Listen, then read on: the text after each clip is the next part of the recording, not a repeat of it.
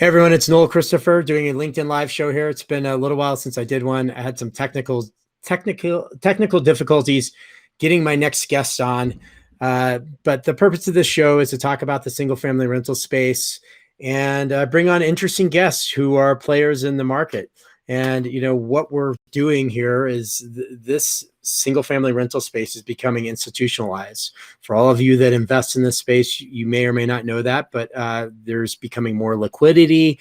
There's becoming more ability for people to invest outside their local markets and invest into homes that need no work. For example, build to rent. And my next guest, Bruce McNillage, he is a expert in the single family build to rent space.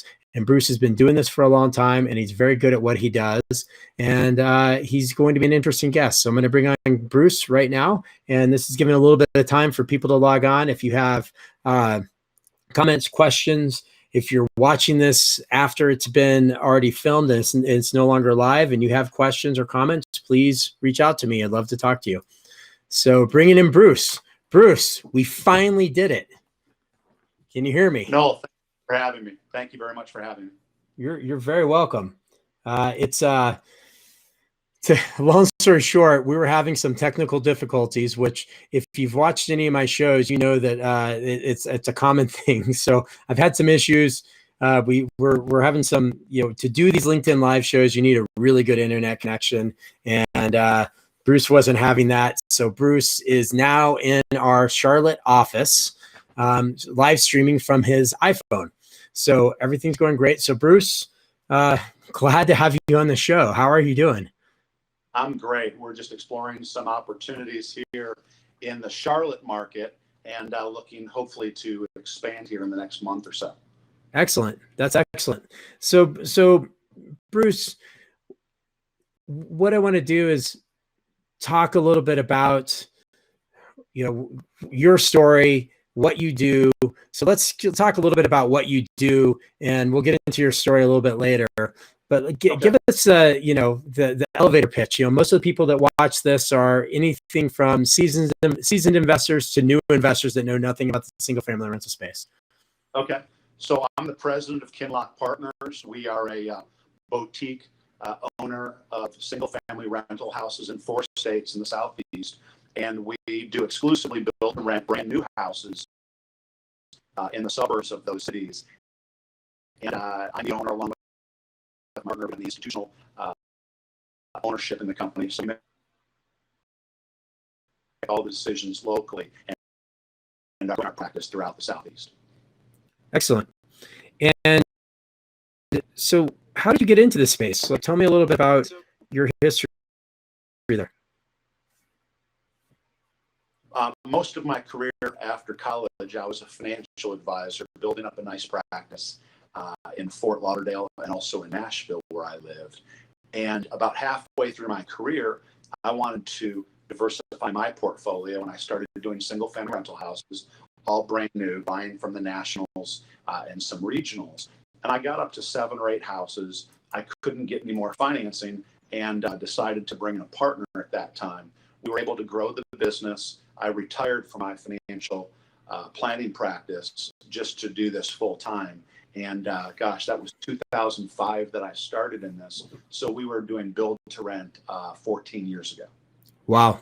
So most people in this space, that I know of really started kind of the post recession.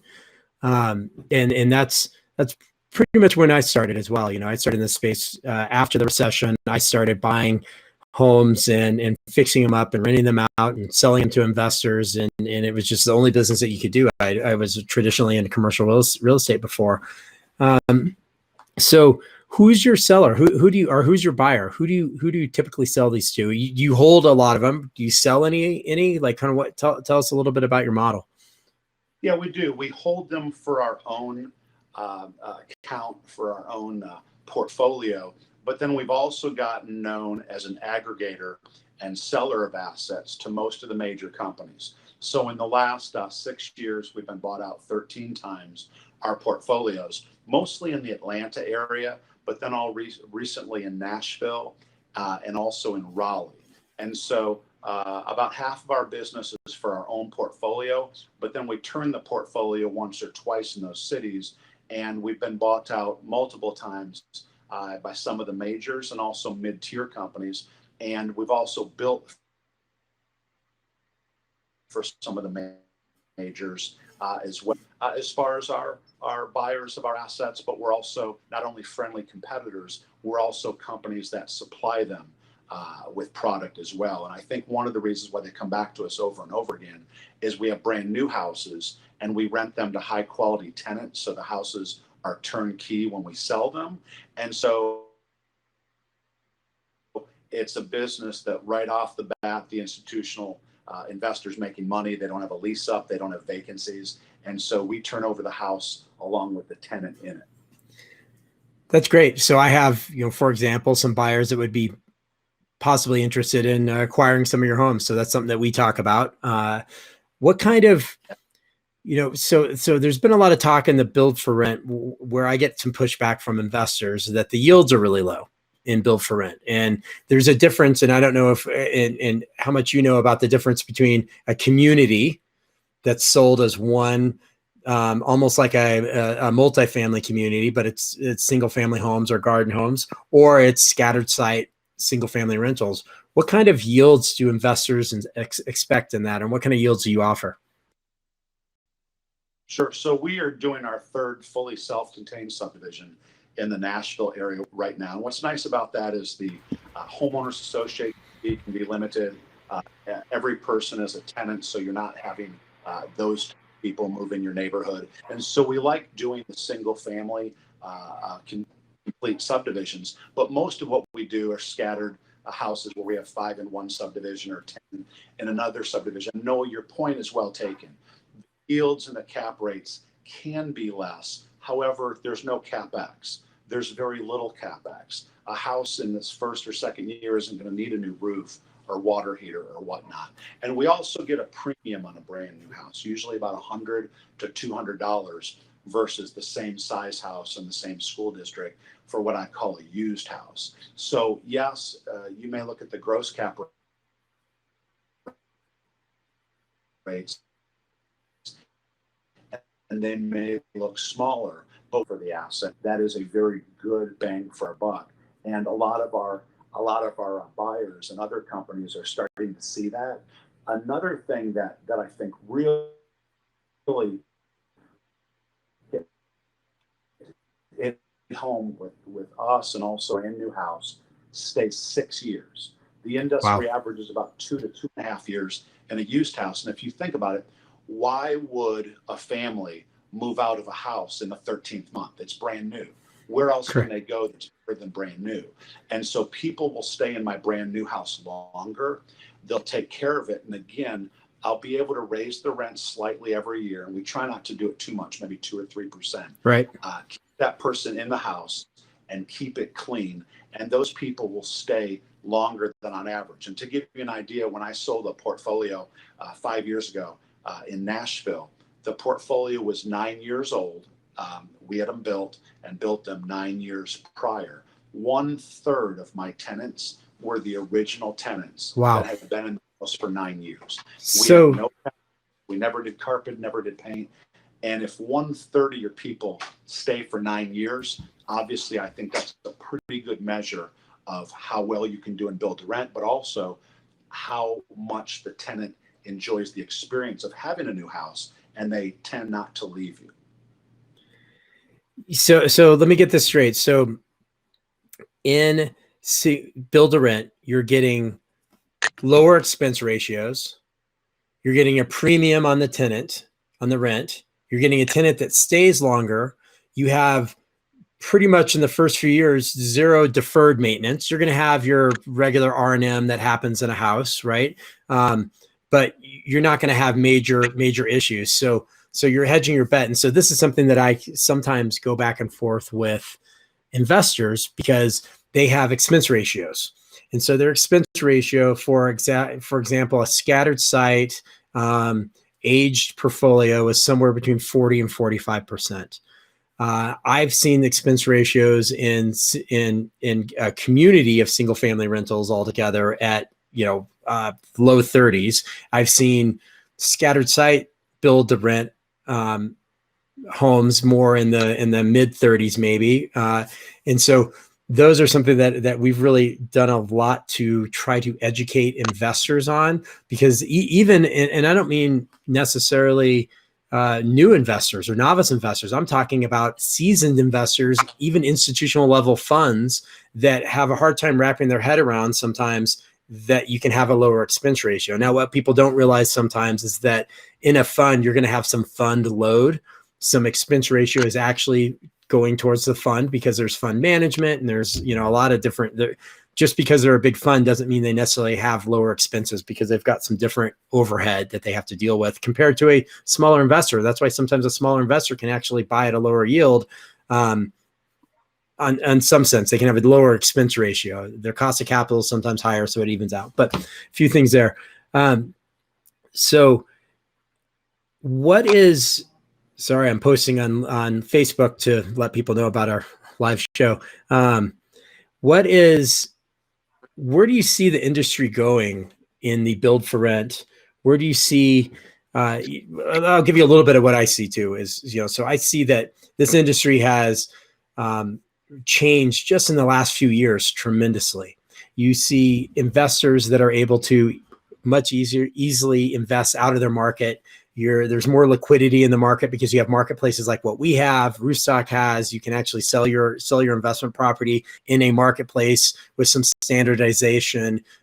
You have people like yourself that are out there doing these build to rent on a regional level. You've got the large institutional funds that are building these communities, and they're selling those at like a 5.25% cap rate. But again, the expense ratio is lower. So there's some offset of that. And the other thing that I've seen a little bit on the negative side is I've seen more fly by night builders. I've got an inbox full of people who are telling me they can provide build for rent product, but they're not proven. And so that requires more due diligence, because there is such a demand for homes right now that I have investors that they just need product. They need homes. There's a lack of supply. There's more renters than there are homes to rent.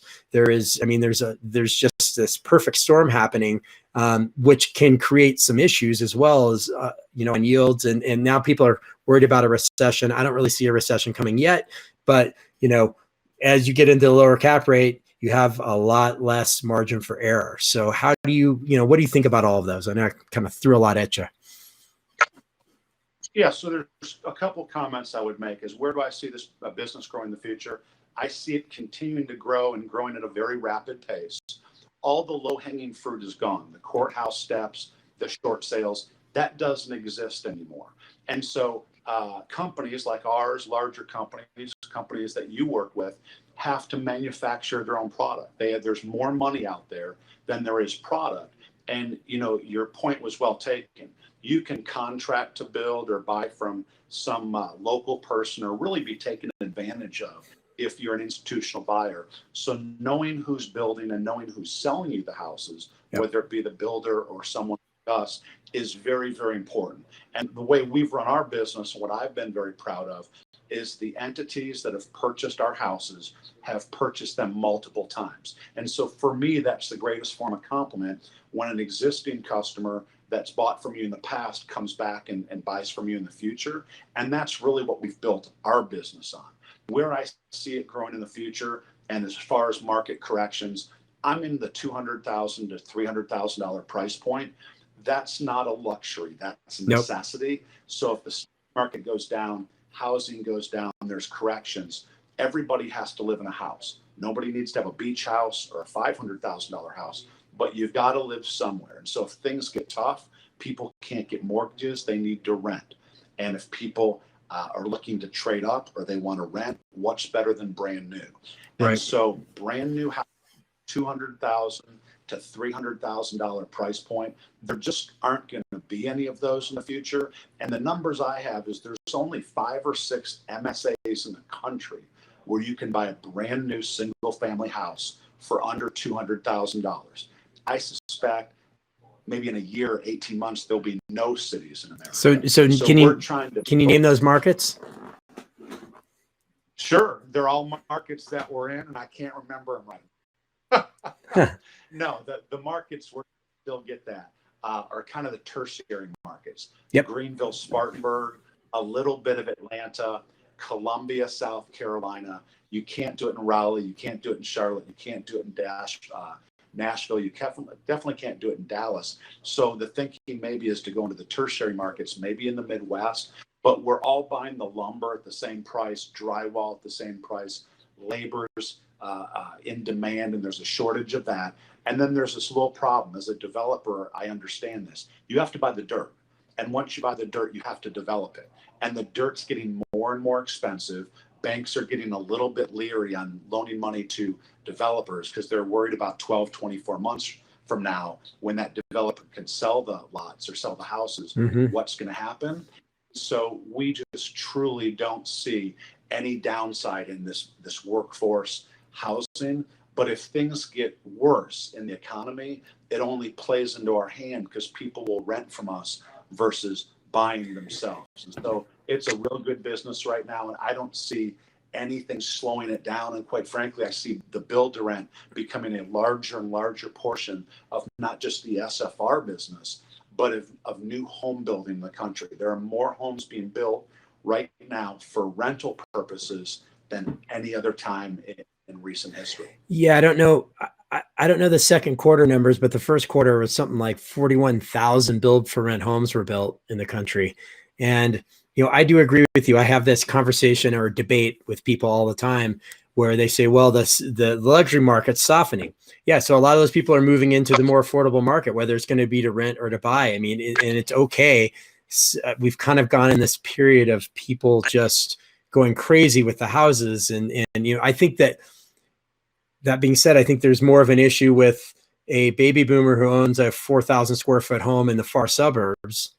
That market is interesting to see what's going to happen over time. But I think that as and I talk to Greg about this a lot of time, the people are renting and buying the $200,000 to $300,000 house in 10 years, they're going to be moving up to a bigger house, maybe, right? So there's all this movement happening in the market, but I think it's all good, and I don't see the demand. I agree with you. I don't see the demand for the affordable house, the mid-range affordable house going away, whether it's to live in, to rent, to live in, to own, whatever it is. People need the housing, and there is a lack of housing. Now, I live for the people that don't know, I live in a resort town in Colorado. I live in Steamboat Springs. That market is very susceptible to fluctuations in the stock market. So I always talk about how, hey, the stock market went down 500 points today. What'd your real estate portfolio do? It didn't go down, right? It didn't go down today. Like, we're not caring. I don't know, how you have your investments, Bruce, but I don't really care too much about the stock market on a day-to-day basis because it doesn't affect me. I care about population trends, things happening in a market, jobs, things like this that take time. And you're not going to just all of a sudden build 1,000 single family homes in a market and depress the market. It takes time to do this. So there's some things put in there, but the second home markets, when you start having some volatility in the stock market and bonds and things like that, the second home markets becomes opportunities. So I know a lot of people that are in the town that I'm in are waiting for, they kind of don't mind if there's a stock market crash or a little bit of a recession, because then it brings some opportunity to acquire some of these second homes and actually turn them into long-term rentals. Because what we're seeing, even in a place where I'm at, which is a smaller town, it is an influx of people moving in that work remotely, that are moving to places because of the lifestyle. And that's the same with these tertiary markets. You mentioned Columbia, South Carolina, amazing place to move, great jobs. A lot of people can work remotely. They're now deciding to live where they want and live the life that they want. And that makes a healthier cohort of people, and it's better for the country. And now you can work remotely. You can kind of live where you want. We're seeing more people that are choosing to rent and investing into real estate.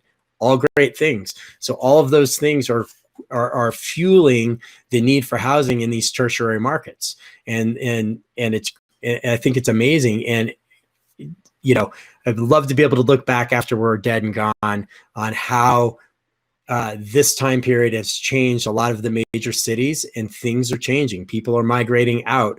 Hot Pads just did a survey that I could pull up here, but that shows a lot of people in the high cost markets are looking to rent in lower cost markets, because now you don't have to live in Seattle to work in Seattle. You could live in, Boise, Idaho, or you could live in where I'm living, or Columbia, South Carolina, and work somewhere else. And so that fluidity of the market of jobs and being able to move around, and the friction being taken out of the investing and becoming more institutionalized is awesome.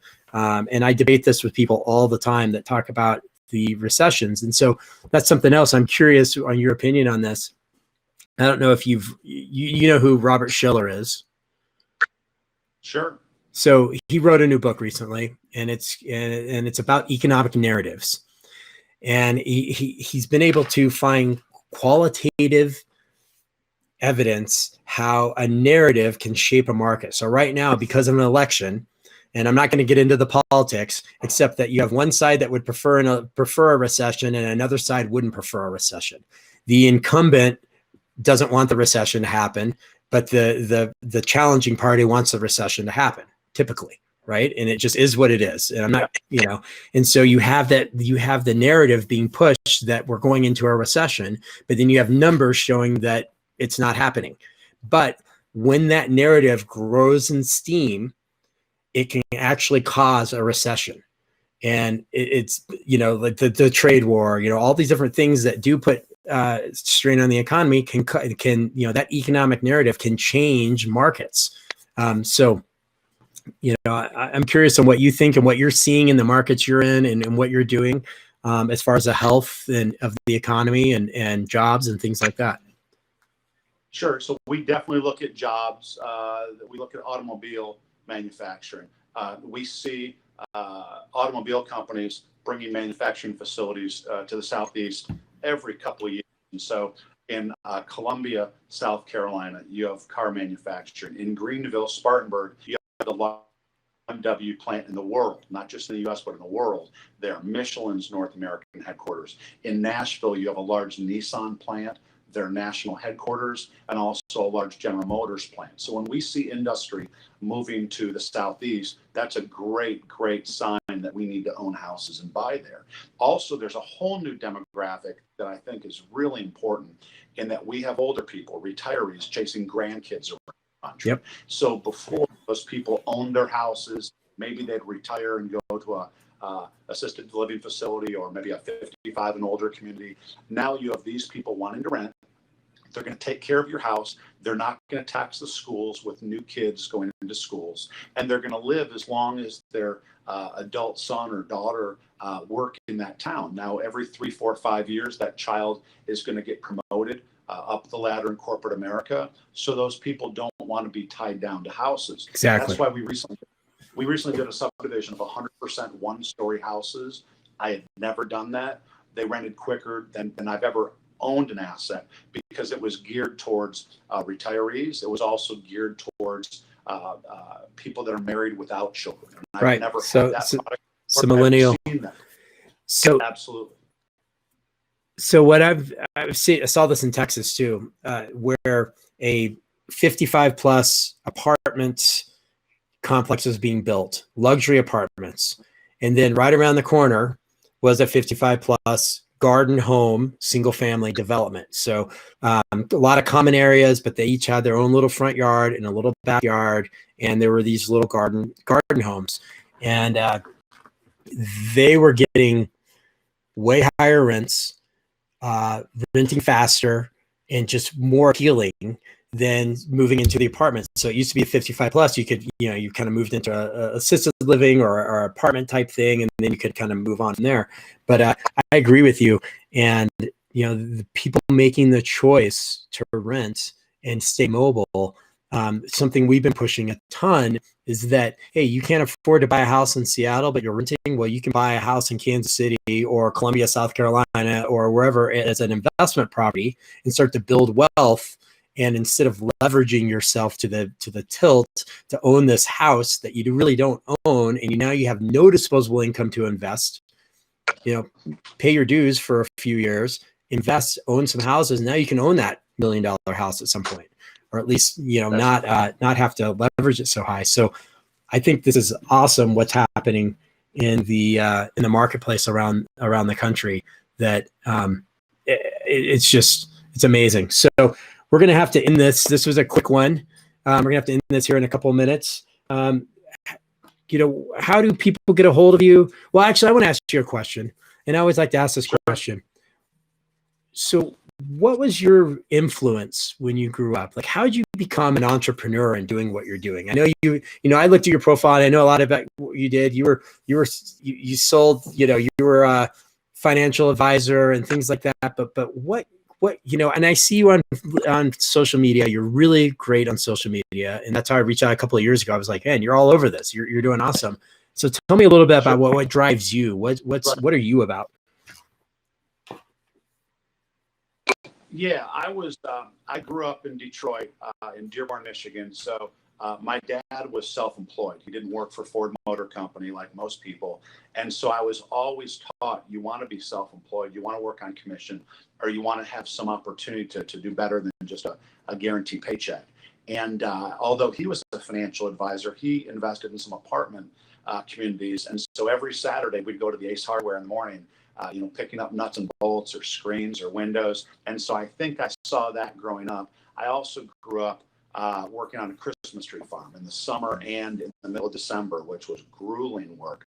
And so, I was taught a work ethic there, but truthfully, I just saw real estate as an opportunity to invest small amount of money. I started off with $9,800. And then invested another $5,000 and another $10,000. You can build up a single family portfolio without having a lot of money. For me, that was the easiest way to get in the business, is starting small, not having a lot of money, and doing some of that sweat equity, that work that I learned as a young man, that can actually grow your portfolio and increase the value of your portfolio without actually having to have the money in your pocket. Excellent. Yeah, I grew up with an entrepreneurial father as well. My dad was in the insurance business, and then he was owned different businesses and companies, and I always saw him the ups and downs, right? And I think we're in a great time. I think sometimes the younger generation wants to jump right to being super successful, and you need to, even in real estate investing, you need to start, and you're not going to jump to owning no homes to owning 50. Own a home. Right. Have a plan. The first 5 years are the toughest, right? So you can get through that and start to own a house every year or something. I mean, there's a lot of ways you can do it, and there's resources out there, and it's amazing. So, all right. Well, thanks for coming on the show. I really appreciate it. What's the best way for people to get in touch with you? Sure. So my website is kinlochpartners.net. It's KINLOCH partners.net. My email is just bruce@kinlochpartners.net. And I'm always willing to take a phone call or send me an email if you have any questions. If there's anything I can help, an investor or someone that's interested in single family rental houses get started, or maybe just share an idea, feel free to reach out to me. Great. I appreciate that. And that goes the same for me. You can find me on LinkedIn. You can go to Renter's Warehouse, find me. You can go to Renter's Warehouse to look at our marketplace. Bruce is cut from the same cloth. We believe in sharing our knowledge and wealth and what we know. There could be some situations where Bruce and I may even compete, right? But we don't care. That's fine. If anybody has any questions, I'm the same way. Bruce is the same way. Reach out. We'd love to share what we know. And thanks for coming on the show, Bruce. We'll have to do it again another time, and let's do some business together. I think we can do some business together. And I know you're in our office right now, so really, really appreciate you coming on the show. I really respect what you do and the message that you put out there. So you're welcome. And let's keep fighting the good fight. Really appreciate it. I appreciate it. Thank you so much. Yeah, you bet. Talk to you later.